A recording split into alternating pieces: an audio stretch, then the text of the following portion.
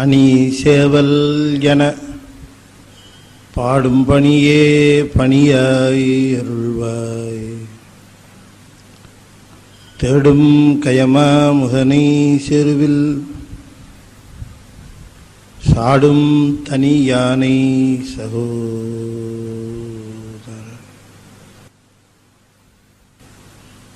திருச்சிற்றம்பலம். சக்கரவர்த்தி தவராச யோகி எனும் மிக்க திரு மூலனருள் மேவுநாள் என்னாலும். திருச்சிற்றம்பலம். அண்ட சராசரங்களுக்கெல்லாம் அதிபதியாக வழங்கக்கூடிய முருகப்பெருமானுடைய ஒப்பற்ற கருணையினாலே அருள்மிகு கமல விநாயகர் சத் சங்கமும் புரசை திருநெறிக் கழகமும் இணைந்து மிக சிறப்பாக நிகழ்த்தி வருகின்ற ஞான வேள்வியாகிய திருமந்திர சிந்தனை தொடரில் இன்றைய தினம் நாம் முதல் தந்திரத்திலே தொடர்ந்து சில பாடல்களை சிந்திப்பதற்கு திருவருள் கூட்டியிருக்கிறது. திருமந்திரத்தை 9 தந்திரங்களாக வகுத்திருக்கிறார். முதல் தந்திரம், 2ஆம் தந்திரம், 3ஆம் தந்திரம், 4ஆம் தந்திரம், 5, 6, 7, 8, 9 என்று 9 பகுதிகளாக அதை பிரித்து தந்திருக்கிறார். 9 பகுதிகளாக பிரித்ததை ஒவ்வொரு பகுதியையும் தந்திரம் என்று கூறுகிறார். இந்த தந்திரத்திலே பல மந்திரங்கள், ஒரு கயிறிலே பல இழைகள் இருப்பது போல. தந்திரம்னா கயிறுன்னு அர்த்தம், நூல்னு அர்த்தம். அதில் பல இழைகள் ஓடுவது போல பல மந்திர பாடல்கள். இந்த பாடல்கள் எல்லாம் மந்திரங்கள் என்றும், அவைகளெல்லாம் சேர்ந்தது தந்திரம் என்றும், தந்திரங்களெல்லாம் சேர்ந்த நிலையிலே அது ஆகமம் என்றும் அழைக்கப்பெறுகிறது.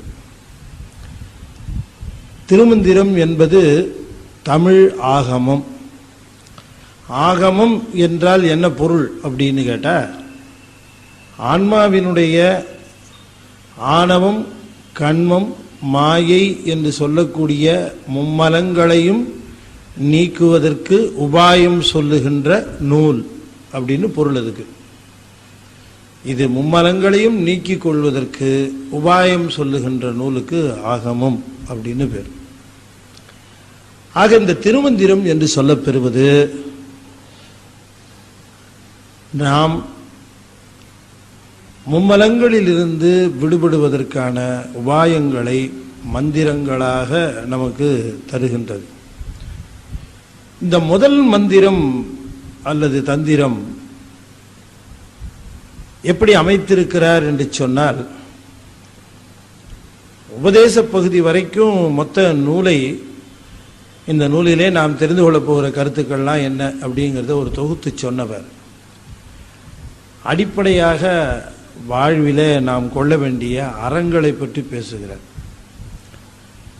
அறங்களை எல்லாம் நாம் நன்கு தெரிந்து அதை பின்பற்றுவதற்கான ஒழுங்கு நிலை வந்த பிறகு அருள் நிலைக்கு போகும். அறம் என்பது என்னன்னு புரிஞ்சுக்கிட்டா தான் அருள் என்பது என்னன்னு நமக்கு புரியும். அறமே நமக்கு தெரியலன்னா அருள் நமக்கு தெரியாது. வரிசையில் நின்று கொண்டு இறைவனை வழிபடுகிற கியூல நிற்கிற பொழுது 20 பேரை தாண்டி போய் ஏமாத்தி முன்னால் நிற்கிற அறம் என்று சொல்லக்கூடிய அறநீக்கம் தெரியுதுன்னா அருளை எங்கிருந்து பெறுவது? இந்த அறமே தெரியலன்னா அந்த அருள் பெறுவதற்கான வாய்ப்பே இல்லை, இல்லைங்களா? முண்டி அடிச்சுட்டு போய் முன்னால் நிற்கிறது, நான் இங்கேயே ஏற்கனவே நின்றுட்டு இருந்தேன் உனக்கு தெரியுமான்னு அவன்கிட்ட ஆர்கியூ பண்ணுறது, இது எல்லாம் நான் பார்க்குறேன் நிறைய கோயில்களில். இது பார்க்குறது எனக்கு ரொம்ப வியப்பாக இருக்குது. இது என்ன சாதிக்க போகிறாங்க, என்ன போய் வாங்க போகிறாங்க? அங்கே முன்னால் போய் நின்று இவ்வளவு நாம் அங்கே போய் ஏன் அந்த தப்பு பண்ணணும்? எனக்கு ஒன்றும் புரியல. அது என்ன தியேட்டரா? அது சரி, தியேட்டர்னாலும் பரவாயில்ல, ஒரு 5 பேர் ஏமாத்திட்டு முன்னாள் டிக்கெட் வாங்கி போடலாம், உள்ளார நல்ல சீட்டில் போடலாம் தான். அது மாதிரி கிடையாது. அப்போ அறம்னா என்னன்னு கொஞ்சம் நமக்கு அதில் கொஞ்சம் பழக்கப்பட்டால் தான் நாம் அந்த அருளை பற்றி கொஞ்சம் சரியாக செய்யும். அறம் இல்லாமல் அருளை பெறுவது அதுக்கு தகுதி இழந்துடும். நல்ல தேக ஆரோக்கியம் இருந்தால் தானே ஆனந்தமாக சாப்பிட முடியும். ஆரோக்கியம் வேணுமில்ல, அப்போ தானே நல்ல ஆனந்தத்தை அனுபவிக்க முடியும், உணவை நல்லா அனுபவிக்க முடியும். அதுபோல் நல்ல அறம், ஒழுங்கு, அந்த ஒழுங்கான சிந்தனை இதெல்லாம் வேணுங்கிறதுக்காக சில அறங்களை சொல்கிறார். அந்த அறங்களை சொல்லி வருகிற பொழுது தான் நிலையாமையை முதல்ல வலியுறுத்துகிறார். ஒருவர் அறம் பற்றி நல்லா தெரிந்து கொள்ளணும்னா முதல்ல நிலையாமையை பற்றிய உணர்வு நல்லா வந்தால் தான் அவங்களுக்கு அந்த அறம் மனசில் பதியும். அறம் மனசில் பதியணும் அப்படின்னு சொன்னால் நிலையாமை தெரிஞ்சால் தான் அறம் பதியும், இல்லைன்னா பதியறது கஷ்டம். அதனால இந்த நிலையாமையெல்லாம் சொன்னார். உடல் நிலையாமை, அதாவது யாக்கை நிலையாமை, செல்வம் நிலையாமை, இளமை நிலையாமை, உணர்வு நிலையாமை என்கிறப்படுகின்ற உயிர் நிலையாமை, இதெல்லாம் சொல்லிட்டு இப்போ பொதுவான அறங்களை எல்லாம் பேச வருகிறார். நிறைய பொதுவான அறங்கள் இருக்கு. என்ன அறங்கள் இருக்கு? அன்பாயிரு, ஒழுக்கமாயிரு, கல்வியை நல்லா கற்றுக்கோ, பெரியவங்களுக்கு மரியாதை கொடு, தப்பு தண்டா பண்ணாத, புலால் உண்ணாத, இப்படி எல்லாம் பல அறங்களை சொல்ல வர்றார். இப்படி அறங்களை சொல்ல வருகிறவர் முதல்ல சொல்லுகிற அறம் எது முதல்ல சொல்லணும் அப்படின்னு அறத்தை தேர்ந்தெடுக்கிறார். அப்படி முதல்ல தேர்ந்தெடுக்கிற அறம் எது அப்படிங்கிற பொழுது கொல்லாமை அப்படிங்கிறது தான் முதல்ல தேர்ந்தெடுக்கிறார். அப்ப சைவத்தோடு அது எவ்வளவு தொடர்புடையதுன்னு நீங்க பாருங்க. சைவத்தில் நாம பயிலுகிறோம்னா முதல்ல தெரிந்து கொள்ள வேண்டிய அறம் கொல்லாமை. அப்ப சைவத்துக்கு அடிப்படையாக இருக்கக்கூடிய கொல்லாமைங்கிற ஒரு அறத்தை கொண்டுதான் துவங்குகிறது சைவ நெறிய. ஆனா சமணர்கள் என்னவோ அது அவங்களுக்குத்தான் உரிய ஒரு பெரிய நிலை போலவும் இந்த கொல்லாமைய இது சைவத்தில் அது சரியா சொல்லப்படலை அப்படிங்கிற மாதிரி இல்லை. நம்ம அதை ரொம்ப நல்லா சொல்லியிருக்கிறோம். அதை இந்த கொல்லாமையை தான் முதல்ல துவங்குகிறார். ஏன் கொல்லாமையை முதல்ல சொல்லுகிறார்? அந்த கொல்லாமைக்கு அவர் சொல்லுகிற பாடலை நாம கொஞ்சம் சிந்திச்சு பார்க்கணும். ஒரு அற்புதமான பாட்டு ஒன்று சொல்லுகிறார் கொல்லாமைக்கு. முதல்ல நாம இந்த பூசையை பற்றி கொஞ்சம் தெரிந்து கொள்ள வேண்டும். பூசை என்னால் என்ன? நாம் செய்கிறோமே பூசை, இந்த பூசை என்பது கிரியையில வருகிறது. நாம் தினந்தோறும் ஒரு 5லேருந்து 10 நிமிஷமாவது பூசை செய்யணும். இந்த பூசை செய்கிற பொழுது இதுக்கு பெரிய முஸ்தீபெல்லாம் பண்ணிட்டு இருக்க வேண்டாம். இந்த பூஜை பண்றேன்னு ஆரம்பிச்சு வீட்டில் இருக்கவங்க அத்தனை பேரையும் கலாட்டா பண்ணி 1 மணி நேரம் மித்தவங்களையெல்லாம் எவ்வளவு தூரம் தொந்தரவு பண்ண முடியுமோ அவ்வளவு தூரம் தொந்தரவு பண்ணி இவர் 10 நிமிஷம் தான் பண்ணுவார். ஆனா பூஜை பண்ண போறாரான்னு பார்த்தவங்களாம் நடுங்கிற அளவுக்கு இவர் வீட்டை கலாட்டா பண்ணிட்டு இருக்கு. இப்போ அந்த மாதிரியான பூசையெல்லாம் நமக்கு தேவையில்லை. நான் சொல்லுவதை பெரியவங்க இங்கே இருப்பாங்க, நான் சொல்லுகிற கருத்தை நீங்கள் கருத்தாக ஏற்றுக்கொள்ளணுமே தவிர அது விஸ்தீரணமாக செய்கிறவங்கள நான் தவறாக சொல்லலை. தயவுசெய்து மன்னிச்சுக்கணும், உங்கள் திருவடியில் விழுந்து நான் வேண்டிக்கிறேன். நம்முடைய பூசை மற்றவர்களை எந்த விதத்திலும் பாதிக்கக்கூடாது. சிறு அளவுக்கு கூட பாதிக்கும். ஐயோ இவன் பூஜை பண்ண போறானா தொலைஞ்சோம் நாம அப்படின்னு மற்றவர்கள் யார், மனைவி கூட, குழந்தை கூட, மகன் கூட நினைக்க கூடாது. யாருக்குமே தொந்தரவு இருக்கக்கூடாது. யாருக்கும் தொந்தரவு இல்லாத ஒரு நேரத்தை நீங்க தேர்ந்தெடுத்தா கூட பெஸ்ட். யாருக்கும் தொந்தரவே இருக்கக்கூடாது. உங்க பூசையினால யாருக்கும் எந்த தொந்தரவும் இருக்கக்கூடாது. சுந்தரமூர்த்தி ஐயா என்ன சொல்லுவாங்கன்னு எனக்கு தெரியல, என் கருத்தை ஒத்துக்குவாங்களா என்னன்னு தெரியல. 100% ஒத்துக்கிறேங்கிறார்.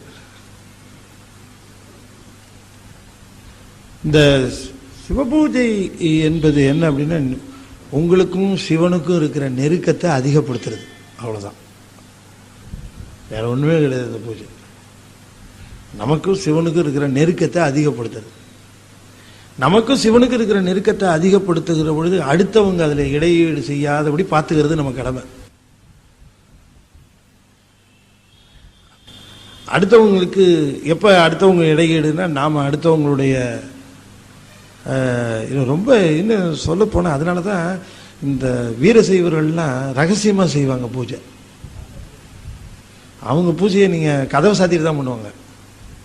அது ரொம்ப ரகசியம். எனக்கு சிவத்துக்கு இருக்கிற அது உங்களுக்கு எதுக்கு தெரியணும் அப்படிம்பாங்க.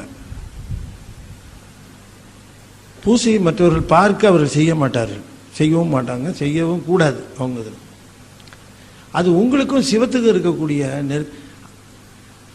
அது மட்டும் ஒரு தடவை கிளிக் ஆகிடுச்சுன்னு வச்சுக்கோங்க, நீங்கள் அந்த பூசை மட்டும் நீங்கள் அதுக்கப்புறம் உங்களை கையில் பிடிக்க முடியாது.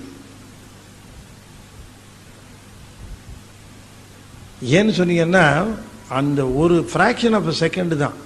ரொம்ப நாடிலாம் வந்து நீங்கள் என்ன தப்பாக நினைக்காதீங்க, பூஜையிலாம் ஒன்று இருக்க முடியாது. அதெல்லாம் நோக்கம். நம்ம அரை மணி நேரம் பூஜை செய்கிறோம்னா அரை மணி நேரம் சிவத்தோடு ஒண்டி இருப்போங்கிறதெல்லாம் நடக்கக்கூடிய காரியமே கிடையாது. அது நடக்கவும் நடக்காது. என்ன ப்ராக்டிக்கலாக அதை பற்றி பேசணும். சரண கமலாலயத்தை அரை நிமிஷ நேர மட்டில் தவமுறை தியானம் வைக்க அறியாத சடக சட மூட மட்டி பவவினையிலே சனித்த தமியன் மிடியால் மயக்கம் உருவேனோ கருணை புரியாதிருப்பது என்ன குறை வேளை செப்பு கைலை மலைநாதர் பெற்ற குமரோனே கடகபுயமீதி ரத்ன மணியணி பொன்மாலை செச்சை கமழு மனமார் கடப்பம் அணிவோனே தருணமிதையா மிகுத்த கணமதுரு நீள் சௌக்கிய சகல செல்வ யோகமிக்க பெருவாழ்வு தகமை சிவஞானமுத்தி பரகதியும் நீ கொடுத்து உதவி புரிய வேணும் நைத்த வடிவேல அருண தளபாத பத்மம் அனுதினமுமே துதிக்க அரிய தமிழ்தான் அளித்த மயில் வீர அதிசயம் அநேகமுற்ற பழனிமலை மீதுதித்த அழக திரியரகத்தின் முருகோனே. அருணகிரிநாதர் சொப்பார்கள், சுவாமி ரொம்ப நாடியா உன்னை வழிபடணும்னு நான் கேட்குறேன். அரை நிமிஷம் தான், அரை நிமிஷம் அது நமக்கு வேணும். அந்த ஸ்பார்க்கு தான் வேணும் நமக்கு. அந்த ஒரு தடவை அந்த ஸ்பார்க்கு பிடிச்சிருச்சுன்னா டக்குன்னு அதுக்கப்புறம் உங்களுக்கு அந்த பூசை எத்தனை நாள் செய்றீங்கிறதுலாம் உங்களுக்கு இம்மெட்டீரியலாக இருக்கும். பற்றாயனல் குரு பூசைக்கும் பன்மலரு பற்றாயனல் குரு பூசைக்கும் பன்மலர், இதான் முதல் வரி சொல்றாரு. குரு பூசைக்கும் பன்மலர். இப்ப நாம வீடுகளில் இப்ப தினந்தோறும் நாம செய்யறது, அதுக்கு நீங்க சிவபூஜை பண்றீங்கன்னு தான் பேர். உண்மையிலே அதுக்கு சிவபூஜைன்னு பேர் இல்லை, அதுக்கு பேர் குரு பூஜைன்னு தான் பேர். சிவம் எங்கேயோ இருக்காரு. இப்ப நாம அங்க என்ன பண்றோம்னா, நீ குருவா வா, நீ குருவா வந்து உன்னை விளக்கு அப்படின்னு தான் நம்ம கேட்குறோம். நம்ம செய்கிறதெல்லாம் குரு பூஜை தான். ஆனால் அது சிவ பூஜைன்னு சொல்கிறோம், சிவனுக்கு பூஜை செய்கிறோன்னு. சிவனுக்கு பூஜை செய்வதெல்லாமே, சிவ பூஜை செய்வதெல்லாமே நாம் குரு பூஜை தான் செய்கிறோம். அந்த குரு பூஜையை நாம் செய்கிற பொழுது அவர் குருவாக வருவார். அப்புறம் அவர் நம்மையும் சிவத்தையும் விளக்குவார். அதுக்கு முன்னாடி நம்ம தெரியாது நமக்கு. அதான் சொல்றார், பற்றாய நல் குரு பூசைக்கும். இந்த குரு பூஜைக்கும் அப்படின்னா என்ன அர்த்தம்? சிவ பூஜைக்கு. நீங்க குரு பூஜையினுடைய நிறைவிலே வருவதுதான் சிவபூசை. குரு பூஜையே நாம இப்ப குரு பூஜைங்கிறது நமக்கு குரு யாரும் நமக்கு தெரியல, நமக்கு யாரும் வரல. இப்ப நாம் என்ன பண்ணுவோம், நம்முடைய நால்வர் பெருமக்கள், திருமலர், அருணகிரிநாதர், இந்த மாதிரி இவர்களை நாம் குருவாக பாவித்து நாம் சிவனை பூஜை சொல்றோம். உண்மையிலேயே என்ன பொருள் அப்படின்னு சொன்னா, நாம் வழிபடுகிற சிவம் குருவாக வந்து நமக்கு அருள் செய்ய வேண்டும் அப்படிங்கிறதான் நோக்கம். இப்ப இவங்கெல்லாம் சிவமாய் போயிட்டவங்க எல்லாருமே. அதனால இவர்களை வழிபடுவது கூட சிவ பூஜை தான். மாணிக்க வாசகர் வழிபடுவது குரு பூஜைன்னு சொல்லுகிறோம் நாம, உண்மையிலே அது சிவ பூஜை. அவங்களாம் சிவமாயிட்டாங்க. 63 நாயன்மார் சிவபூஜை. அப்ப இந்த பற்றாய நல் குரு பூசைக்கும் பன்மலர்னு சொல்றாரு பாருங்க அந்த வரி. அப்ப இந்த குரு பூசைக்கும் அப்படிங்கிறது பின்னால வரப்போற சிவபூஜைக்கும் மலர்கள் தேவைப்படுகிறது, இங்க இருக்கிற குரு பூசைக்கும் மலர் தேவைப்படுகிறது. பன்மலர் கொண்டு நீங்க சிவபூஜை செய்கிறீர்கள், அது சிவபூஜை என்று சொல்லப்பெறுகிற குரு பூஜை. குரு பூஜை செய்கிறோம். பற்றாய அப்படின்னு சொன்னா நாம பற்றுவதற்கு இடமாக இருக்கக்கூடிய, எதை பற்றுவதற்கு, சிவனை சென்று பற்றுவதற்கு இடமாக இருக்கக்கூடிய குரு பூஜை. பற்றாய நல் குரு பூசைனா சிவனை பற்றுவதற்கு இந்த குரு தான் நமக்கு பற்றுக்கோடாக விளங்குவார். இவர் மூலமா தான் அவரை பற்றணும். அப்படி பற்றாய நல் குரு பூசை, நல்ல குரு பூசையாக விளங்கக்கூடிய இந்த பூசைக்கு மலர்கள் தேவை, பன்மலர்கள் தேவை, நறுமலர்கள் தேவை, நறுமணமிக்க மலர்கள் தேவை. ஆனாலும் கூட அங்க இல்ல, அதை நீங்க சேர்க்கணும் அடுத்த வரைக்கும். ஆனாலும் கூட அடுத்த வரையில் எழுதுறார், மற்றோர் அணுக்களை கொல்லாமை நல்தார். மற்றோர் அணுக்களை கொல்லாமை நல்தார். நற்றார், நற்றார்ங்கிறது நல்தார்னு சொல்லணும். நல்தார்னு நல்ல மாலை.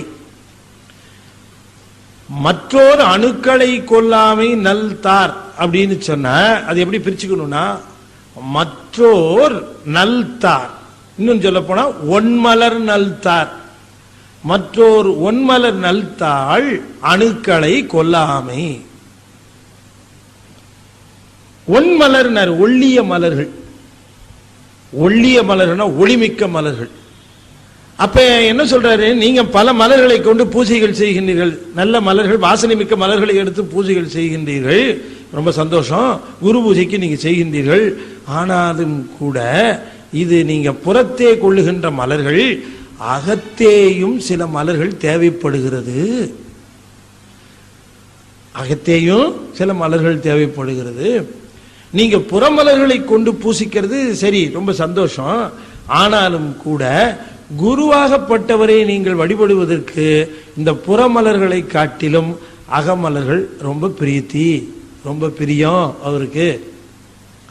அப்ப முதல்ல புறமலர்கள் நீங்க துவங்குகிறீர்கள். கொஞ்ச நாள் கழிச்சு இந்த புறமலர்கள் கொஞ்சம், இப்ப புறமலர்கள் கிடைக்கிறதுல நமக்கு என்ன கஷ்டம்னா சீசன், அப்புறம் பியூரிட்டி, அதுக்கப்புறம் காஸ்ட், இதெல்லாம் பார்க்கணும்ல. நல்ல மலர்கள் நான் சொன்ன ஃபேக்டர்லாம் நீங்க சிந்திச்சு பாருங்க. மலர் வாங்கணும்னு சொல்லிட்டோம்னா உடனே மலர் வாங்கிடுறோம்னு சொல்லிடுறோம். மலர் வாங்குற பொழுது அந்த மலரை மன நிறைவா வாங்கிட்டு வர முடியுதா? நான் சொல்லியிருக்கேன்னு நினைக்கிறேன். கபாலீஸ்வரர் கோயிலில் எப்படி ஒரு அம்மா மலர் கோத்துட்டு இருந்தாங்க சொன்னேன் இன்னைக்கு, சொன்னேன் இன்னைக்கு. அதாவது சொல்லலையா? அதாவது இங்க தைரியமா சொல்லலாம், என்ன வெளியில யாரும் பூ விற்கல. இங்க அந்த அம்மா பூ விற்கிறாங்க, பூ தொடுத்துக்கிட்டே விற்கிறாங்க. எப்படின்னு நான் சொல்லல, காட்டுறேன் பாருங்க. குடலையில பூ இருக்கு, அந்த பூ எடுக்கிறாங்க, கையில நார் இல்லை, நூல் இருக்குது. நார் கிடையாது, வாழை நாரில் தான் கோக்கணும், நார் இல்லை, நூலில் கோக்குறாங்க அந்த பூவை. எப்படின்னு பாருங்க, என்ன பண்றாங்க தெரியுதா? அந்த நூலுக்கு ஸ்டிஃப்னஸ் வேணும்ட்டு இதை எடுத்து எடுத்து இதுதான் சிவன் தலையில ஏறுது. இதை பார்த்ததுக்கு அப்புறம் வாங்குறதா வேணாமான்னு இது ஒன்னாச்சுங்களே.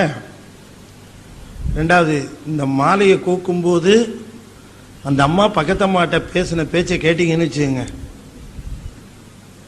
அவ்வளவுதான். அவன் நல்லா இருப்பான்னு நினைக்கிற நீ, அவன் உயிரோடையே இருக்க மாட்டான், அவன் நாசமா போவான். இப்படி பெரிய வாழ்த்து பாடல்களா சொல்லி அந்த எல்லா பூவையும் கோக்குறாங்க. திருவொற்றியூரில் சுந்தரமூர்த்தி சுவாமிகள் போய் ஒற்றீஸ்வர் பெருமானை வழிபடுகிற பொழுது அங்கே எப்படி மலர்களை கோத்து கொண்டிருந்தார்கள் அதனால தான் மலர் கோப்பது என்பதே ஒரு தெய்வ பணி. மலர்களை எடுத்து அவற்றை சரமாக கோப்பது ஒரு சிவப்பணி, அது ஒரு பணி, சிவப்பணி. உதிரி மலர்களை எடுத்து, இன்னும் சொல்ல போனா நாமே உதிரி மலர்களை வாங்கி அவற்றை தொடுக்கிறதுங்கிறது ஒரு பெரிய பணி. அது ஒரு தொண்டு. கோயிலுக்கு நம்ம மலர்களை எல்லாம் தொடுத்து கொடுத்தோம்னா அது ஒரு தொண்டு. அது செய்தவர்கள் இருக்காங்க. சிவகாமி ஆண்டாரில் அதான் செஞ்சார். அது ஒரு சிவ தொண்டு. நமக்கு நேரம் இல்லை, அதனால யாரோ தொடுக்கிறத வாங்குறோம். அவங்க என்ன நினைச்சு தொடுக்கிறாங்கன்னு தெரியாது, என்ன பேசிக்கிட்டு தொடுக்கிறாங்கன்னு தெரியாது. என்ன ஒருத்தர் கேட்டாரு, ஹோட்டல்ல சாப்பிட்டா என்னதான் டிஃப்ரெண்ட் டேஸ்டா இருந்தாலும் கூட ஒரு 3-4 நாள் தானே சார் தாங்குது, அதுக்கு மேலே அது சாப்பிடவே முடியறதில்ல. ஆனால் அதுவே வீடாக இருந்ததுன்னா அது என்னத்தையோ பண்ணி போடுறாங்க. அப்போ கூட ஒரு சலிப்பு இல்லாமல் வீட்டில் எதையோ சாப்பிட்டுக்கிறோம், நமக்கு ஒரு இதாக இருக்கே, என்ன காரணம்னு கேட்டார் இல்லைங்களா? அதுக்கு முக்கியமான காரணம் என்ன அப்படின்னு கேட்டிங்கன்னா, ஒரு அடிப்படை காரணம் தெரிஞ்சுக்கங்க.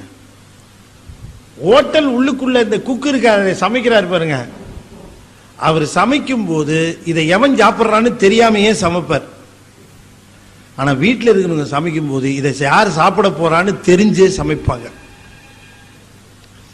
அப்ப தெரிந்து சமைக்கிற பொழுது அவர்களுடைய எண்ணம் இருக்கு பாருங்க, அது சாப்பாட்டில் சேரும். அதனாலதான் அறியாதவர்கள் தந்தால் சிவனடியார்கள் வாங்கி சாப்பிட மாட்டாங்க. அறியாதவர்கள் தந்தால் சிவனடியார்கள் வாங்கி உணவு, காரணம் வேற ஒன்றும் கிடையாது, ஹைஜீனிக்கா இருக்கான்னு. இந்த உணவு தயாரிக்கிறவனுடைய சிந்தனை எப்படி இருந்ததோ தெரியாது. அது சிவன் இந்த செய்யற இவனா இருந்ததுன்னு வச்சுன்னா அந்த காத்து நம்ம மேல பற்ற போதேன்னு பயந்து எண்ணத்துல கூட தூய்மையாக இருக்க வேண்டும் என்கிற அக்கறை ரொம்ப உடையவர்கள். இந்த பொல்யூஷன் சொல்றோமே, அந்த பொல்யூஷன் நம்மளை அறியாமையே நம்முடைய சிந்தனைகளில் வந்துடக்கூடாதுங்கிறதுக்காக. சார் இப்படிலாம் இந்த 21ஆவது நூற்றாண்டுல இந்த சென்னை மாநகரத்தில் இப்படிலாம் செய்ய முடியுமா சார் அப்படின்னு நீங்க கேட்கலாம். என்ன கேள்வி.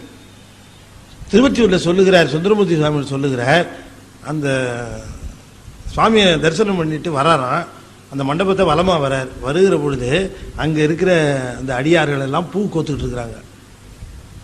அடியார்கள் பூ கோக்கிறது சொல்றாரு பாருங்க, எப்படின்னு சொல்லுகிறார். சேக்கிடார் அதை பார்த்து ஆனந்திக்கிறார். அன்பு நாரா அஞ்செழுத்து நெஞ்சி தொடுக்க அலர் தொடுத்தே என் உள்ளுருக்கும் அடியாரை தொழுது வேறிடத்தே முன்பு போல சாத்தும் முதல்வனார் பணி கொடுத்து மின்போல் மறையும் சங்கிலியார் தமை விதியால் கண்ணுற்றார். அன்பு நாரா அஞ்செழுத்து நெஞ்சு தொடுக்க அலர் தொடுத்தே, அலர் தொடுத்தார்கள். அலர்னா மாலை, மாலை தொடுத்து கொண்டு இருக்கிறார்களாம். அந்த மண்டபத்தை சுத்தி அப்படி வருகிற பொழுது மண்டபம் ஓரமா இருக்கிற அடியார்கள் எல்லாம் மாலை தொடுத்து கொண்டு இருக்கிறார்கள். மாலை தொடுத்து கொண்டு இருக்கிறார்கள்ங்கிறதுக்கு எப்படி எக்ஸ்பிளனேஷன் கொடுக்கிறார்கள்? இந்த மாலை தொடுத்து கொண்டு இருக்கிறவர்களை எப்படி தொடுத்து கொண்டு இருக்கிறார்கள்னு சொன்ன சுந்தரமூர்த்தி சுவாமிகள் சொல்லுகிறார், அவர்களை பார்க்கிற பொழுது அவர்கள் உள்ளத்திலே ஒரு மாலை தொடுத்தது தெரிய வந்தது. இவங்க கையில இந்த மாலை தொடுத்தாலும் கூட உள்ளத்துல ஒரு மாலை தொடுக்கிறார்களாம். என்ன உள்ளத்துல மாலை தொடுக்கிறார்கள்னா, உள்ளத்துல ஒரு தொடுக்கிற மாலைக்கு எது மலர் அப்படின்னு கேட்டா பஞ்சாட்சரம் தான் மலர். இந்த பஞ்சாட்சரமாகிய மலர்களை எடுத்து ஒன்னொன்னா எடுத்து அதை கோக்கிறதுக்கு நார் வேணுமே. எது நார் அப்படின்னா அன்புதான் நார். தங்களுடைய அன்பை கொண்டு பஞ்சாட்சர என்று சொல்லக்கூடிய மலர்களை உள்ளத்திலே மாலையாக கோத்து கொண்டிருக்கக்கூடிய அடியார்களை தொழுது அவர் தொழுது கொண்டு போனார். சரி, இப்ப நான் ஒரு கேள்வி கேட்கிறேன். அவங்க வெளியில மாலை தொடுத்துக்கிட்டு இருந்தாங்க, மலர்களை எடுத்து உதிரி மலர்களை எடுத்து மாலையாக தொடுத்தார்கள். இது காணுகிற காட்சி, இதை காணுகிறார். அப்ப அலர் தொடுத்ததை தான் இவர் கண்டார். ஆனா உள்ள அவர்கள் பஞ்சாட்சரமாகிய மலர்களை கொண்டு அன்பு என்கிற நாரை கொண்டு மாலை தொடுத்தார்கள் அப்படிங்கிறத எப்படி உய்த்து உணர்ந்தார் இல்லையா? அவங்க உள்ளத்துல இப்படித்தான் அது மாலை தொடுத்து கொண்டு வெளியிலேயும் மாலை தொடுத்தார். வெளியில தொடுக்கிற மாலை யார் வேணாலும் பார்க்கலாம். ஆனா சுந்தரமூர்த்தி சுவாமிகள் உள்ளத்துல தொடுக்கிற அந்த மாலையும் பார்த்தார். பார்த்து கொண்டே இவர் வெளியில தொடுக்கிற மாலை புறமாலையையும் அகமாலை 2 மாலைகளையும் தொடுப்பதை கண்ணுற்று அவர் வேறிடம் போனார்னு சொல்லுகிறாரு சேக்கிழார். எப்படி அவர் கண்டுபிடிச்சார்னு சேக்கிழார் சொல்லுகிறார். அப்படிங்கிற பொழுது அந்த இடத்துல ஒரு வார்த்தை போறார்.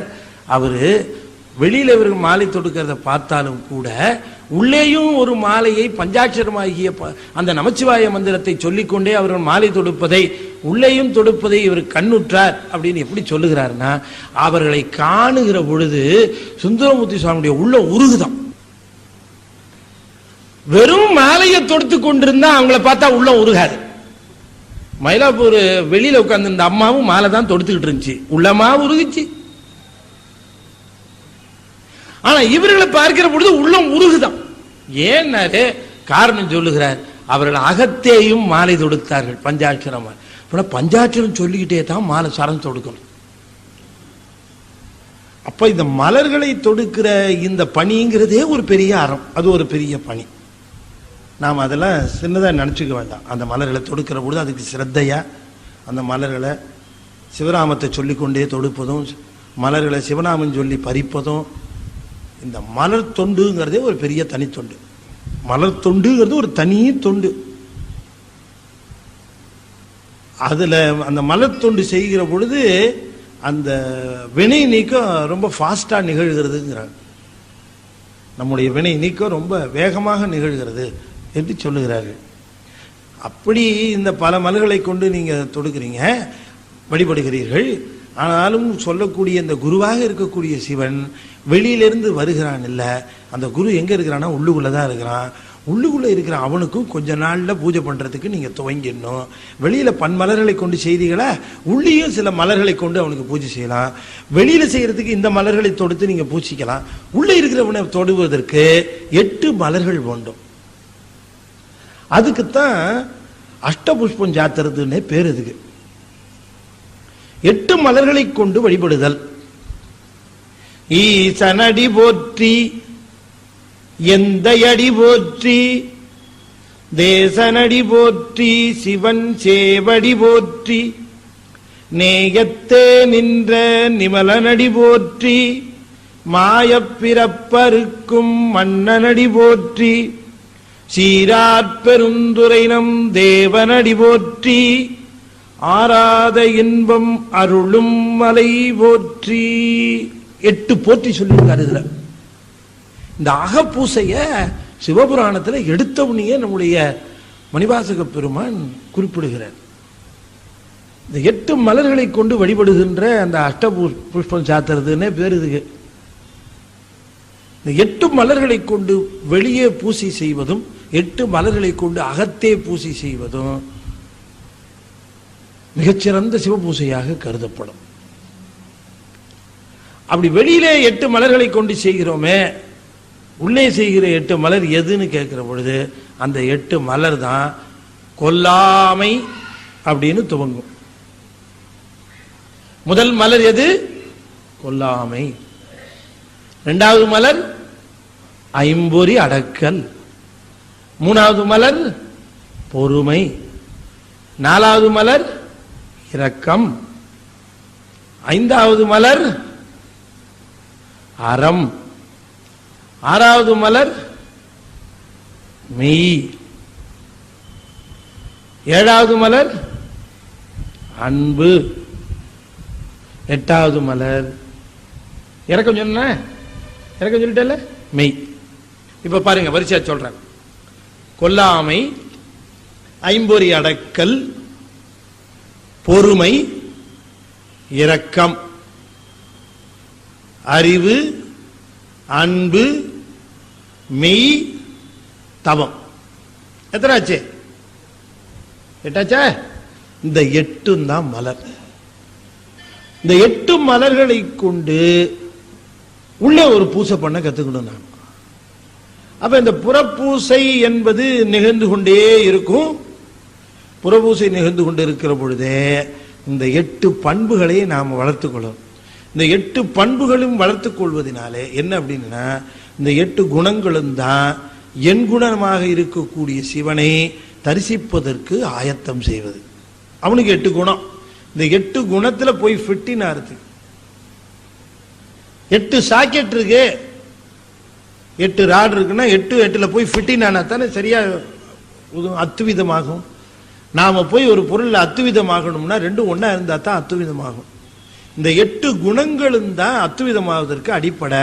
சிவனும் நாமும் அத்துவிதமான ஆனந்த நிலை. சிவன் எப்படி ஆனந்த பெருவ நிலையாக இருக்கிறதோ அதுபோல ஆன்மாவும் விளங்கும். அல்டிமேட்டா நமக்கு என்ன வேணும்? ஆனந்தம் தானே வேணும். அதுக்கு தான் நம்ம இவ்வளவு முயற்சி பண்றோம்.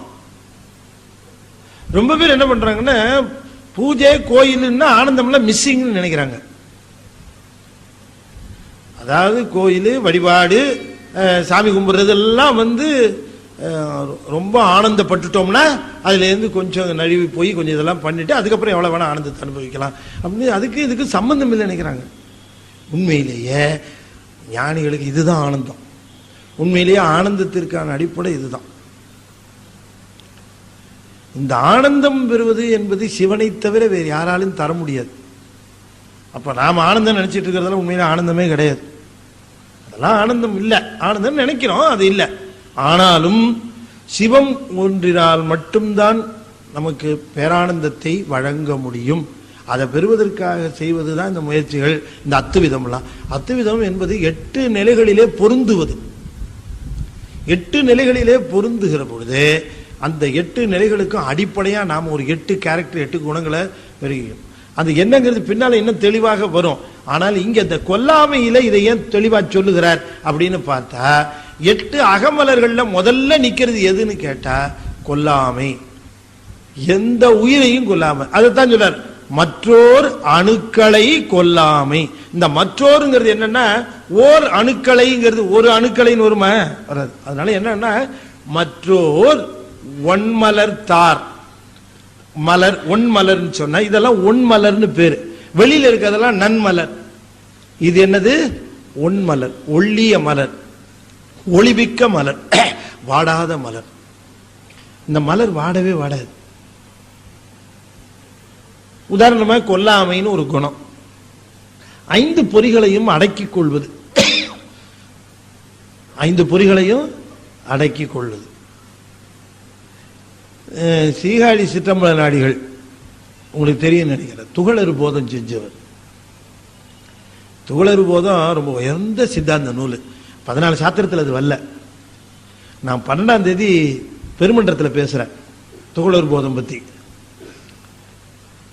இந்த துகளறு போதம் செய்த சீகாழி சிற்றம்பல நாடிகள் ஞானி. அவருக்கு 60 சீடர். 60 சீடர் அவருக்கு. அவர் ஞானத்தை பத்தி நான் இன்னொரு நாள் பேசுறேன், சிற்றம்பல நாடிகளை பத்தி. இப்ப இங்க அதிகமா சொல்ல முடியாது, நேரம் இல்லை. அவங்க என்ன பண்ணாங்க, சிற்றம்பல நாடிகள் அவங்களுக்கு 60 சீடன் சொன்னனே, 60 சீடரும் இந்த இந்த தாய்ப்பறவையினுடைய நிழல்ல அந்த குஞ்சுகள் பிரியாம இருக்கிறது போல அந்த சீடர்கள் குருவை விட்டு எங்கேயும் போக மாட்டாங்க. அவர் போனா இந்த 60 பேரும் அப்படியே கூடவே போவாங்க. அவர் சாப்பிட்டா சாப்பிடுவாங்க, அவர் பட்டினா எல்லாரும் பட்டினி, இப்படி இருந்தாங்க. அப்ப அவரு தான் என்ன ஞான நிலையில இருந்தாரோ அது மாதிரி அந்த 60 பேரும் அந்த ஞான நிலையில இருந்து அவரு ஒரு நாள் மடத்துல இருக்கிற பொழுது அந்த மடத்துல 60 பேர் சாப்பிடும் போது 60 பேரும் ஒன்னா உட்காந்து சாப்பிடுவாங்க. சாமி உட்காந்து சாப்பிடுவாங்க. இந்த தபசி புள்ள என்ன பண்ணாரு, ஒரு நாள் பசு நெய் நினைச்சிட்டு வேப்பெண்ணெய் ஊத்திட்டார். விறுவிறுன்னு எல்லாரும் சாப்பிட்டாங்க. அந்த 60 சீடர்ல ஒருத்தர் கண்ணப்பர்னு ஒருத்தர், அவர் என்ன பண்ணாரு, இதை சாப்பிட்டாரு பாருங்க அப்படின்னுட்டார். அந்த இது தாங்க முடியல, இந்த கசப்பு அப்படின்னுட்டார். வேற ஒன்றும் சொல்ல. சிற்றம்பல நாடிகள் இப்படி நிமிர்ந்து பார்த்தார். அப்புறம் திரும்ப சாப்பிட ஆரம்பிச்சாங்க. எல்லாரும் சாப்பிட்டாங்க, அப்படியே சாப்பிட்டாங்க. எல்லாம் நிறைவு பெற்று இலையை மூடிட்டு கையலம்ப போகிற பொழுது கையை அலம்புனாங்க. அலம்பிட்டே வருகிற பொழுது அலம்பி நின்னாங்க. எல்லா சீடர்களும் வரிசையாக வருகிற பொழுது சிற்றம்பல நாடிகள் சொன்னாங்க, நாச்சுவை அறிவார், சிவச்சுவை அறியார் அப்படின்னு வேற ஒண்ணு சொல்லு சொன்னார் இல்லைங்களா? கோணு கதறி அழுது அவருடைய திருவடியை பிடிச்சு கீழே விழுந்தார். சாமி எனக்கு பக்குவம் அல்ல, என் நாக்கு வேப்ப நெய்க்கு நெய்க்கு வித்தியாசம் தெரிஞ்சுக்கிட்டு இருக்கு, நான் இங்க இருக்க தகுதியே கிடையாது சுவாமி, உங்க கீழே இருந்துட்டு எனக்கு எப்படி இந்த சுவை வித்தியாசம் தெரிஞ்சு அதுல எனக்கு எப்படி மனம் ஈடுபட்டுச்சு, வரலாமா அந்த மாதிரி ஈடுபாடு அப்படின்னு சொல்லிட்டு எனக்கு அனுமதி கொடுங்கன்ட்டு மடத்தை விட்டு கிளம்பி போயிட்டேன். எனக்கு பக்குவம் வந்தப்புறம் நான் இந்த இடத்துக்கு வரேன்ட்டு போயிட்டேன். ரொம்ப வருஷம் ஆச்சு, எங்க போனார்னு தெரியல. பல வருடம் கழித்து என்ன பண்ணார் சுவாமி, ரொம்ப நூல்கள் பண்ணியிருக்கார். தோழர் போதும் அற்புதமான ஞான நூல், நம்ம கிட்ட இருக்கிற ஞான நூல் பொக்கிஷம் மாறிங்க. எங்க எந்த ஜென்மத்தில் நாம புண்ணியம் பண்ணமோ இந்த இந்த ஒரு நாட்டில், இந்த தமிழ் தெரிஞ்ச தேசத்தில், தமிழில், இந்த சைவத்தில், அதுவும் சிவனை கும்பிடுற நெறியில வந்து சேர்ந்தோமோ தெரியல. நம்ம அப்பா அம்மா எல்லாம் பண்ண புண்ணியத்தினுடைய விளைவு தான் நாம இன்னைக்கு வந்து இங்க இந்த சைவ நெறியில நின்று இந்த அற்புதமான இந்த ஞான வழிபாட்டில் இருக்கிறோம்னா நிச்சயமா நினைச்சிருக்கோம் நம்ம புண்ணியம் மட்டும் இல்லை, நம்ம சந்ததியில் இருக்கிறவங்க, நம்ம சந்ததியில் நம்ம அப்பா அம்மா, அவங்க அப்பா அம்மா அவங்க செய்ததனுடைய அப்படியே உங்களுக்கு வந்து அது அப்படியே ஆற்றுப்படுத்தி கொண்டு வந்து விட்டது. அவங்களுடைய தவ வலிமை தான், நம்முடைய அந்த தவ வரிசையில இருக்கக்கூடிய தவ வலிமை தான் நம்மளை கொண்டு வந்து இந்த ஆற்றுப்படுத்தும். இப்படி கொண்டு வந்து சாமி என்ன பண்ணாங்க, அந்த அந்த நிறைவு நாள் வந்த உடனே சோழ அரசனை கூப்பிட்டு 59+1 60 சமாதி ரெடி பண்ணு, சாயுச்சிய நிலையை நாங்கள் அத்தனை பேரும் ஒரே நாளில் எய்த போறோம், நாள் குறிச்சு கையில் கொடுத்துட்டார். அரசன் பயந்தான், எல்லாரும் நல்லா தான் இருக்கிறாங்க, நாள் சொல்றாரு. அரசனும் சரின்னு சொல்லிட்டு சாமியுடைய உத்தரவுக்கு 60 சமாதி ரெடி பண்ண குறிப்பிட்ட நாள் வந்தது. சாமி போய் தன்னுடைய சமாதியில் அமர்ந்தார். ஒவ்வொரு சீடராக வந்தாங்க, ஒவ்வொரு வெண்பாவா பாடி அவர் வழிபட்டாங்க. ஆளுக்கு ஒரு வெண்பா பாடி வழிபட்டுட்டு போனாங்க. அவங்க இடத்துல போய் உட்கார்ந்தாங்க. சாமி சாயுச்சில எழுதி உத்தரவு காட்டினார். சமாதியை எல்லா சமாதியும் மூடிட்டாங்க. எல்லாருக்கும் என்ன வருத்தம்னா 59 சீடர்களும் சாமியோட ஒன்னா அந்த அற்புதமான ஞான நிலையில எல்லாரும் சாயுச்சிய நிலையை எழுதுகிற பொழுது கண்ணப்பரும் இருந்திருந்தா அடைஞ்சிருக்கலாமே, ஒருத்தர் மிஸ் ஆயிட்டாருன்னு நினைச்சாங்க. இந்த சமாதிகள்லாம் நிறைவுற்ற நேரத்தில் கண்ணப்பருக்கு மிகச்சரியா வந்து சேர்ந்தார். விழுந்து புலம்புறார், சுவாமி என்ன மாதிரி ஒரு அபாகியம் உண்டா, பக்குவம் பெறத்துக்கு தானே வெளியில போனேன், நான் பக்குவம் அடைந்து வந்துட்டேன்னு நினைச்சேனே, நான் அவ்வளவு பாவியா, உங்களோட சேர்ந்து இத்தனை பேர் அடைந்து இந்த சாயுச்ச நிலையை நான் அடைய முடியல சுவாமின்னு கண்ணீர் பெருக்கி கதறினார். மறு வினாடி சிற்றம்பல நாடியுடைய சமாதி மேல் பக்கம் வெடிச்சு கையை மேல இருந்தது சுவாமியினுடைய கை. அவரை பற்றி உள்ளே இழுத்து அணைத்து தன் மடியில அமர வைத்துக் கொண்டாராம் சிற்றம்பல நாடி. நாம நம்முடைய மண்ணில் நடந்திருக்கிற அதிசயங்களை எல்லாம் நீங்க நினைச்சு பார்த்தீங்கன்னா இன்னைக்கு நமக்கு அதெல்லாம் நடந்திருக்குமா அப்படின்ற ஒரு மாதிரி எண்ணம். சத்தியமா நடந்திருக்கு. சத்தியமா நடந்த காரணத்தினால தான் அதுக்கப்புறம் இந்த 14ஆம் நூற்றாண்டுக்கு அப்புறம் இந்த மண்ணை வந்து எத்தனை பேர் ஆண்டுட்டாங்கன்னு உங்களுக்கு தெரியும். எத்தனை வேற்று மதத்தினர் எத்தனை பேர் எல்லாம் வந்து ஆண்டுட்டாங்க. இன்னைக்கும் பாருங்க அதெல்லாம் ஒண்ணுமே பண்ண முடியல. அவைகளெல்லாம் இன்றும் நின்று நமக்கு சான்று பகன்று கொண்டு இருக்கின்றன. அவைகளெல்லாம் சத்தியமானவை என்பதனால் சத்தியம் மட்டும்தான் நூற்றாண்டுகளை கடந்து நிற்கும். மித்ததெல்லாம் போயிடும் அல்பாயுசோட. சத்தியங்கள் மட்டும்தான் நூற்றாண்டுகளை கடந்து நிற்க, ஒண்ணுமே பண்ண முடியாது. அந்த அகப்பூசை என்று சொல்லக்கூடிய அந்த பூசையில மட்டும் நமக்கு ஈடுபாடு வந்து அந்த சிவத்தை வழிபடக்கூடிய அந்த உயிருக்கு அந்த ஆனந்தம் தெரிய ஆரம்பிச்சதுன்னு சொன்னா அதுக்கப்புறம் அதுல அந்த பேரானந்தத்தை அடைஞ்சிட்டு இருக்கோம்.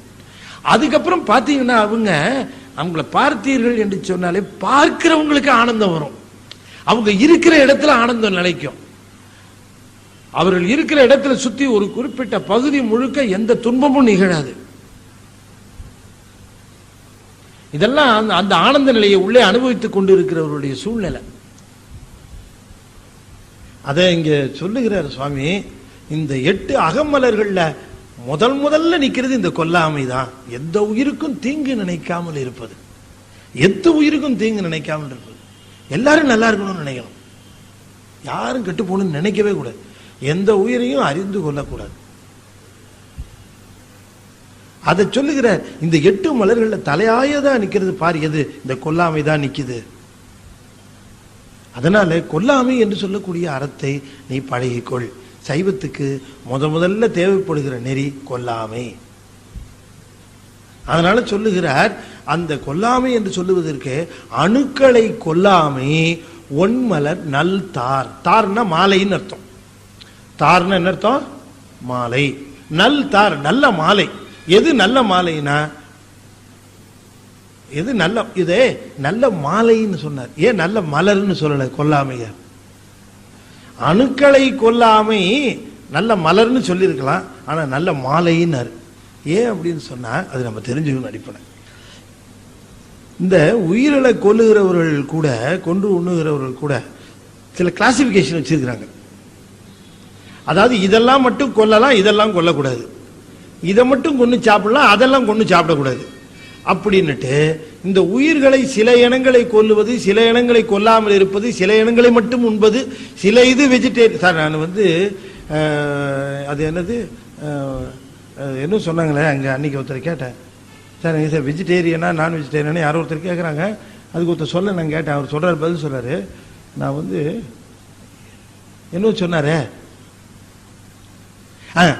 நான் செலக்டிவ் வெஜிடேரியன் சார்.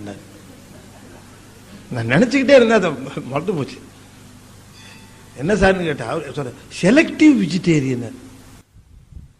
நான் சரி, அவரும் பதில் சொன்னார், இவரும் கேட்டவர் ரொம்ப தலையாட்டிட்டு போயிட்டார், இன்னும் ரொம்ப புரிஞ்ச மாதிரி.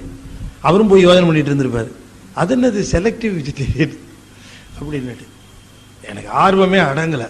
அவரை கூப்பிட்டு கேட்டேன், ஐயா அவர் என்ன கேட்டார், செலக்டிவ் வெஜிடேரியன் நீங்களே என்ன அப்படின்னு. அது ஒன்றும் இல்லைங்க, குறிப்பிட்ட நாளில் நான் சாப்பிட மாட்டேன், குறிப்பிட்ட சமாச்சாரங்களை நான் சாப்பிட மாட்டேன், அதனால நான் செலக்டிவ் வெஜிடேரியன். இது இப்படி எல்லாம் கிளாசிபிகேஷன் நாம வச்சுக்கிட்டு போறாங்க. சரி, அது ஒரு பக்கம் விடுங்க. இந்த மாதிரிலாம் இல்லாம எல்லா உயிர்களையும் ஒன்று போல பாவித்து கொல்லாமையைத்தான், எல்லா உயிரினங்களையும் மலர்களாக கருதி, அந்தந்த உயிரினங்களை போற்றுவதை மலராக கருதி எல்லா மலர்களையும் தொடுத்தத மாலைன்னு சொன்னார். கொல்லாமையாகிய மாலை அப்படின்னு. எல்லா உயிரினமும் நமக்கு ஒண்ணுதான். ஆடுங்கிறது எப்படி நமக்கு தோன்றுகிறதோ அதே மாதிரிதான் பன்றியும் தோணணும். இந்த பிறவிகள் தோறும் வந்ததனுடைய அடையாளங்கள் சில பேர்ட்ட பார்க்க கூட செய்யலாம். பழகினீங்கன்னா தெரிஞ்சு போவோம், ஓ சமீபத்தில் இதுல இருந்து வந்திருக்கிறாரு இவரு அப்படின்னு தெரிஞ்சு கூட போயிடும். எழுகடல் மணலை அளவிடி அதிகம் எனதிட பிறவி ஆவதான். ஆக இந்த குருவை அடையணுங்கிறது நாம நினைப்பு இருக்கிற பொழுது நமக்கு இந்த 8 மலர்களை எப்படியாவது, இந்த 8 மலர்களை கொண்டு உள்ள பூசிக்கிற அந்த பக்குவத்தை நாம அடைய ஆரம்பிச்சோம்னா சிவன் குருவை வந்துடும். பழைய அதனால தான் நம்முடைய இதுல ஏன் இந்த லிவரேஜ் இருக்குது அப்படின்னா, சமணம் எப்படி பிடிச்சது தெரியுங்களா இந்துக்களை? சமணம் பிடிச்ச நிலையே எப்படின்னா, பௌத்தம் பிடிச்சது எப்படின்னு கேட்டா, நீ சாப்பிட்டுக்கலாம், உயிரில கொல்லாத, யாராவது கொண்டா சாப்பிட்டுக்க அப்படின்னு தான் கூட்டு போச்சு. பௌத்தர்கள் ஃபிஷ் சாப்பிடுவாங்க, அது வெஜிடேரியன்ட்டாங்க. மாமிசமே சாப்பிடுகிற பௌத்தர்கள் உண்டு. நம்ம சைவ நெறி மட்டும்தான் இந்த மாதிரி செலக்டிவ் வெஜிடேரியன், நான் செலக்டிவ்லாம் கிடையாது. இதில் வா கொஞ்சம் கொஞ்சமாக வான்னு தான் சொல்லுதே தவிர, பட் இதுதான் உண்மையான சைவம். சைவங்கிறது கொல்லாமையே நாம் எப்படியாவது பழகிக்கணும், கொஞ்சம் கொஞ்சமாக வந்துடும். ஒன்றும் நீங்கள் அது பெரிய முயற்சி நினைக்காதீங்க, கஷ்டம்னு நினைக்காதீங்க. ஐயோ இது நம்மகிட்ட இருக்கே அதனால சிவனை வழிபட முடியாதோன்னு பயப்படாதீங்க. அவர்கிட்ட நம்ம வேண்டிக்குவோம், எனக்கு இந்த எண்ணத்தை கொடு, நான் சீக்கிரமாக இந்த எண்ணத்தை விட்டு வந்துட்டு வரணும் அப்படின்னு குருக்கிட்ட முறையிடுங்க. முறையிடலாம், தப்பு இல்லை. அதனால சார் எனக்கு நான் இப்போ நான் வெஜிடேரியனாக இருக்கேன், அதனால இப்போ நான் சிவனை வழிபடல சார், இன்னும் ஒரு 2-3 வருஷம் கழிச்சு வரேன் சார்ட்டு கிளம்பிடாதீங்க. நீங்கள் வரும் அதெல்லாம் நம்ம புறப்பூசையிலிருந்து அகப்பூசை, புறப்பூசை, அகப்பூசை அப்படின்னு கொஞ்சம் கொஞ்சமாக போய் போய் நம்ம பண்ணிட்டு வந்துடுவோம். சொல்லப்படாதீங்க, நீங்கள் முடியாததெல்லாம் கிடையாது, சிவன்ட்ட ஒப்படைச்சிருவோம். இந்த குரு நிலையை சொல்லுகிற பொழுது தாய்மானவர் சொல்லுகிறார் ஒரு பாட்டு பாருங்க, அற்புதமாக சொல்லுகிறார். எக்காலமும் தனக்கென்ன ஒரு செயலிலா ஏழை நீ என்று இருந்துட்டு, எக்காலமும் தனக்கென்ன ஒரு செயலிலா ஏழை நீ என்றிருந்திட்டு,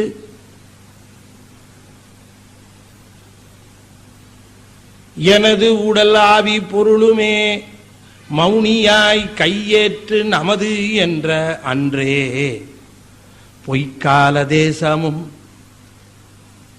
பொய்யுடலை மெய்யெண்ணலும் பொய்யுறவு பற்றலும் பொய்யனும் நானென்னல் பொய்யினும் பொய்யாகையால் மைக்கால் இருளனைய இருளில்லை இருவினைகள் வந்தேற வழியுமில்லை மனமில்லை அம்மனத்து இனமில்லை மற்றுமோர் போக்கில்லை வரவுமில்லை அக்காலம் இக்காலம் என்பதில்லை எல்லாம் அதீதமயமானதென்றோ அண்டபகிரண்டமும் அடங்க ஒரு நிறைவாகி ஆனந்தமான பரமே ஆனந்தமான பரமே. தாய்மானவர் சொல்லுகிறார். தாய்மானவர் திருச்சிரபுரத்தில் இந்த தட்சிணாமூர்த்தியை சொன்ன உங்களுக்கு சொல்லியிருக்கல, திருச்சிரபுரத்தில் தட்சிணாமூர்த்தியை வழிபாடு செய்தவர் அவர். அந்த திருச்சிராப்பள்ளியில் இருக்கிற தட்சிணாமூர்த்தி மேலே சொல்லணாத அன்பு அவருக்கு. மலை மேலே இருப்பார் சுவாமி தாய்மானவர், அந்த ரொம்ப பேரழகு அந்த தட்சிணாமூர்த்தி. அங்கே போய் தான் உட்காந்துப்பார் சுவாமி. அவர் ஒரு சமயம் என்ன பண்ணார், ஒரு நாள் தட்சிணாமூர்த்தியில போய் உட்காரலான்னு நினைச்சா 2 தட்சிணாமூர்த்தி இருந்தது. இவருக்கு நம்பவும் இல்லை, தெற்க பார்த்த மாதிரி தான் ஒரு தட்சிணாமூர்த்தி எப்பவும் பார்த்துருக்கிறார், வடக்க பார்த்து ஒரு தட்சிணாமூர்த்தி, அதுவும் இந்த தட்சிணாமூர்த்திக்கு எய்த்தாமலேயே அந்த தட்சிணாமூர்த்தி. அங்கதான் அவருடைய குருவை தரிசனம் பண்ணார். முதல்ல யாருன்னு தெரியாது அவரை. இத்தனை நாள் இங்க தரிசனம் பண்ணிட்டு இருந்தவரு சிலா வடிவில் தரிசனம் பண்ணிட்டு இருந்தார். அன்னைக்கு கோயில வலம் வரலான்னு வந்து தட்சிணாமூர்த்தி முன்னால உட்காந்து தியானம் பண்ணலான்ட்டு வந்தார். வந்தா அதுக்கு எய்த்த மாதிரி இன்னொரு தட்சிணாமூர்த்தியை பார்த்தார். இந்த தட்சிணாமூர்த்தியை பார்த்த உடனே இது மெய் என்கிற ஒன்றை கொண்டு வந்த தட்சிணாமூர்த்தியாக இருந்தது, சிலா வடிவமா அது இருந்தது. இதை பார்த்த உடனே இதுக்கு எய்த்தாப்புல உட்காந்துட்டார். அவர் ஒரு வார்த்தையும் பேசல. அவர் பேர் மௌன குருன்னு பேரு, அவரைத்தான் மௌன குருங்கிறார். அவர் இவரை பார்த்து இவரை ஆட்கொண்டார். அந்த அன்னைய தினம் தான் இவரை ஆட்கொண்டார். ஆட்கொள்ளுகிற பொழுது சொல்லுகிறார், நீ ஆட்கொண்ட போது என் ஆவி உடல் பொருள் எல்லாத்தையுமே நமது, இனிமே உன்னுடைய உடல் உன்னுடைய ஆவி உன்னுடைய பொருள் எல்லாம் நம்முது, இனிமே உனக்கு ஒரு ஓனர்ஷிப்பும் கிடையாது அப்படின்னு எல்லா ரைட்ஸையும் நீ வாங்கிக்கிட்டியே அப்படிங்கிற. குருவானவர் எல்லா ரைட்ஸையும் வாங்கிட்டாராம், எழுதி வாங்கிட்டாராம் அப்பவே. அதனால எனக்கு எந்த ஒரு சுயநிலையும் சுய உணர்வும் சுயனாக எதுவுமே கிடையாது எனக்கு. நான் அன்று முதல் உனக்கு முழு அடிமையா போயிட்டேன். இந்த அடிமையா போனதுனால என்ன விளையும், அடிமையா போனா உலக நிலையில துன்பம் நிகழும். ஆனா இங்க அருள்ல அடிமையா போனா ஆனந்தம் நிலவும். இந்த ஆனந்தத்தை பத்தி சொல்லுகிற விளக்கம் இருக்கு பாருங்க. அவரு மைக்கால் இருட்டனைய இருளில்லை இருவினைகள் வந்தேற வழியுமில்லை மனமில்லை அம்மனத்து இடமில்லை மற்றுமோர் போக்கில்லை வரவும் இல்லை அக்காலம் இக்காலம் என்பது இல்லை எல்லாம் அதீதமயமானதென்று. இந்த குரு இந்த நில தரத்துக்கான நம்ம கிட்ட இருக்க அடிப்படையான தேவை குவாலிபிகேஷன் இந்த 8 மலர் தான். இந்த 8 டெவலப் பண்றதுக்கு தான் இவ்வளவும் முயற்சி பண்றோம், வேற ஒண்ணும் கிடையாது. இந்த 8ல முதல்ல நிக்கிறது இந்த கொல்லாமை. ஏன் கொல்லாமையை முதல்ல சொன்னார்னா, எப்ப கொல்லாமைய ரொம்ப ஸ்ட்ரிக்டா நீங்க பிடிச்சீங்கன்னு வச்சுக்கீங்க, மித்ததெல்லாம் ஆட்டோமேட்டிக்கா ரொம்ப ஈஸியா வரும். கொல்லாமைய மட்டும் அது ஒண்ணுதான் கஷ்டம். அதை ரொம்ப பிடித்தோம்னா அடுத்தது ஐம்பொறி அடக்கல். 5 பொறிகளையும் உங்க கட்டுப்பாட்டுக்குள்ள கொண்டு வருது. அடக்கல்னா எல்லாத்தையும் மூடி போடுறதுன்னு அர்த்தம் இல்ல. கண்ணை மூடிட்டு எப்படி வெளியில போறது? விழுந்துல எழுந்திருப்போம். காதை மூடிட்டு என்ன பண்றது? மற்றவங்க என்ன சொல்றாங்கன்னு கேட்காம இருந்தா பிரயோஜனம் இல்லை. ஐம்பொறி அடக்கல்னா நம்முடைய கட்டுப்பாட்டில் அது இருக்குது. 5 பொறியும்: பொறுமை, இரக்கம், அதுக்கப்புறம் அறிவு, அதாவது ஞானம், அப்புறம் தவம், அப்புறம் மெய், உண்மை, அன்பு. இப்படி அதை எட்டியும் நாம் செய்து அதில் அந்த தலையா நிற்கிறது கொல்லாமை இல்லையா? அதனால இந்த அக வழிபாடு எப்படி நிகழுங்கிறதுக்கு இந்த கொல்லாமை என்று சொல்லக்கூடியதெல்லாம் மலர்கள்னார். ஐயா மலர் சொன்னீங்களே, எங்களுக்கு ரொம்ப ஆர்வமா இருக்கு.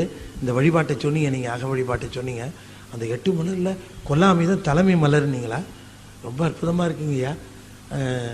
ஆமா, அந்த மலரை சொன்னீங்களே, மலர் போடுகிற பொழுது வேற ஒன்றும் இருக்குமா? அப்படி ஒரு விளக்கு இருக்கும். அப்படியா? என்ன விளக்கு அது அப்படின்னு கேட்கிற பொழுது அந்த விளக்கையும் சொல்றாரு பாருங்க. சொல்ல வந்தது என்னவோ கொல்லாமை, மலர்களை பத்தி சொல்ல வந்தார். ஆனாலும் கூட அங்க ஒரு விளக்கு உண்டுப்பா. அது என்ன விளக்கு தெரியுமா? நடுக்கற்ற தீபம். அது நடுக்கற்ற தீபம். நடுக்கற்ற தீபம்னா தீபம் ஆடுகிற போது அந்த பக்கம் இந்த பக்கம் ஆடக்கூடாது, சீரா ஒன்று போல எரியும். அது என்ன நடுக்கற்ற தீபம்னா அசையாத தீபம். அங்க ஒரு அசையாத தீபம் இருக்கு அப்படின்னார். வெளியில பூசைக்கு எப்படி ஒரு தீபம் இருக்கோ அது மாதிரி அங்க ஒரு அசையாத தீபம் ஒண்ணு இருக்குன்னார். என்ன தீபம் அதுன்னார்? அதுதான் உன்னுடைய அசைவில்லாத சிந்தனை, சித்தம்னார். அசைவில்லாத சிந்தனை, வித்தவுட் எனி என்னது டிஸ்ட்ராக்ஷன்ஸ். எந்த விதமான இடர்பாடுகள் சலனங்கள் இல்லாம எந்த டிஸ்ட்ராக்ஷனும் இருக்காது.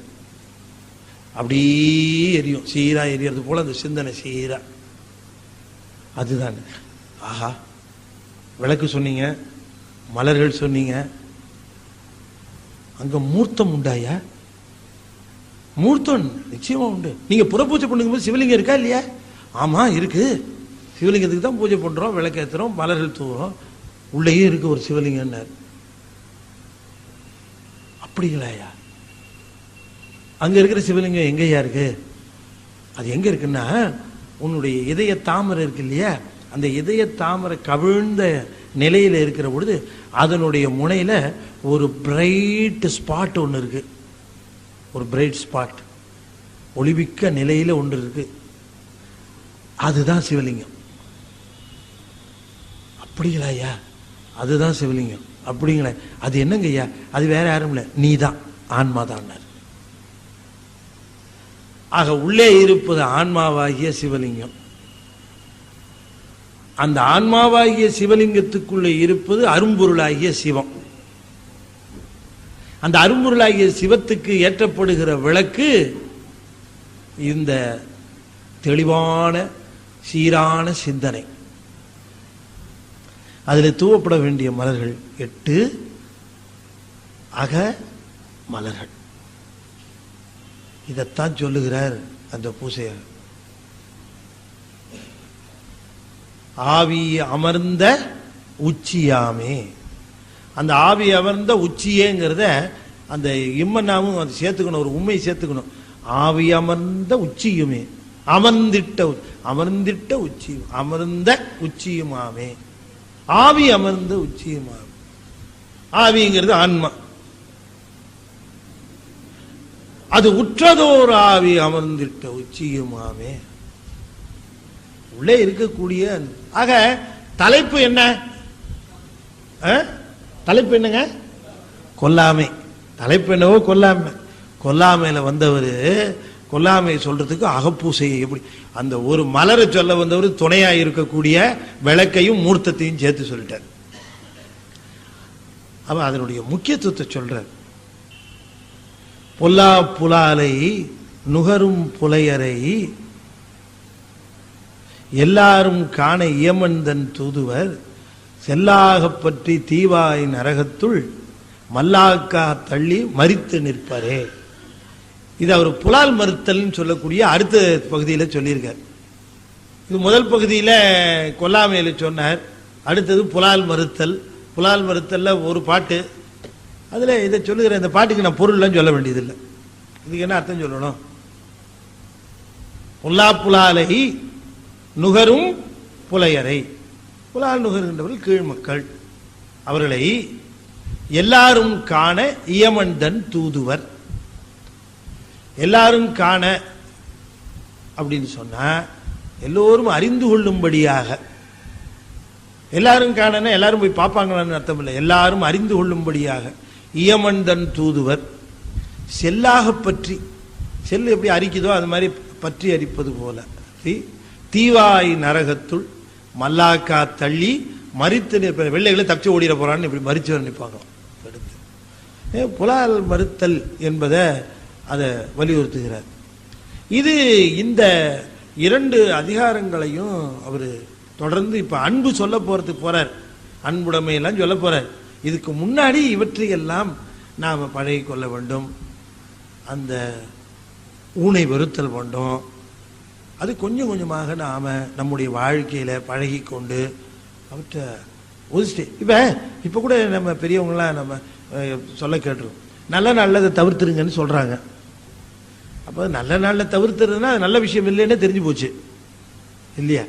நல்ல நாளில் அதை தவிர்த்துடணும்னு அப்படின்னு சொல்லுகிற பொழுது அது நல்ல விஷயம் இல்லைன்னு தெரிஞ்சு போச்சு. அப்புறம் என்ன நல்ல நாளில் தவிர எல்லா நாளையும் தவிர்த்துற வேண்டியதானே? அது என்ன ஒரு பெரிய சமாச்சாரம்? நாம் நினைச்சா தானே சுவைங்கிறது. சுவை இல்லைன்னா சுவை இல்லை தான். நாம் நினைக்கிறோம் ஒரு சுவைன்னு, அது சுவை இல்லைன்னா சுவை இல்லை தான் இல்லையா?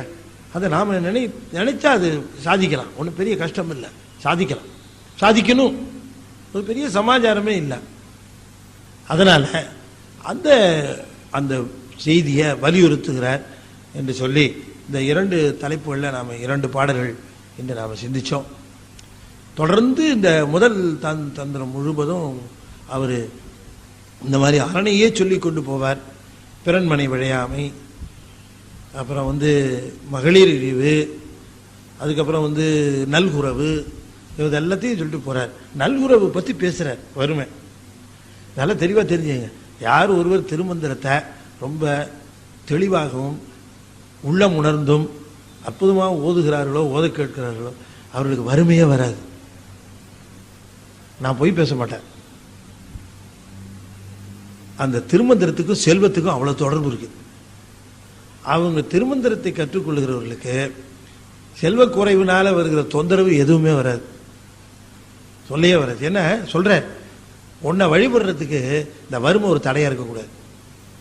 எப்போ பார்த்தாலும் அவனுக்கு காசு பிரச்சனையா இருந்தால் அவன் எப்படி ஒன்ட்ட மனசு விட்டு உன்னை வழிபடுவான்? அந்த பிரச்சனையெல்லாம் முதல்ல தீர்த்து வை அப்படின்னு நல்குறவில் பேசுகிறார். இன்மை எனும் உருவாவி இம்மையின்றி மறுமையும் வரும்னு நம்முடைய திருவள்ளுவர் சொல்லுவது போல அதை ரொம்ப தெளிவாக பேசுகிறார். நல்குறவு பேசுகிறார், கல்வி பேசுகிறார். எல்லாம் ரொம்ப அற்புதமான பகுதிகள் எல்லாம் பின்னால் வருகிறது. நாமெல்லாம் திருமந்திரத்தை தொடர்ந்து சிந்திப்பதற்கு இந்த அற்புதமான அமைப்பு ஏற்பாடு செய்திருக்கிறது. நிறைவு செய்யும் முகமாக ஸ்ரீ பஞ்சாட்சரம் 5 முறை ஓதுவேன். அன்பர்கள் தொடர்ந்து ஓத வேண்டும் என்று திருவடி பணிந்து வேண்டிக் கொள்கின்றேன். ஓம் நமச்சிவாய. ஓம் நமச்சிவாய. ஓம் நமச்சிவாய. ஓம் நமச்சிவாய. ஓம் நமச்சிவாய. திருச்சிற்றம்பலம்.